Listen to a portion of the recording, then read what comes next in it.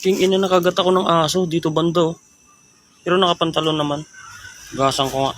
Laking tulong talaga yung nakapantalon eh. Naramdaman ko lang yung para siyang kinurot pero wala siya. Pero hugasan ko pa rin. Ano yung advice nila? Wala masugat eh. Pero sureball natin. Kaya sa mga rider dyan ha, yung mga nagdi-deliver, importante nakapantalon. Yung pajama na trending ngayon, hindi uso yan. Tagus yan. Ito okay naman. So ito ano to? Sabon na powder. Pwede rin yung ano. Oh, wala naman.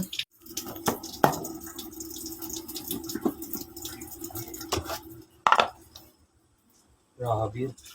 Balik kung sakali mong mamatay, papabili na lang ako ng baril. Tapos barilin ko na lang yung ulo ko. Pero wala namang sugat. Ang tulong yung... salamat wala. Iba-iba agad yung naisip ko eh.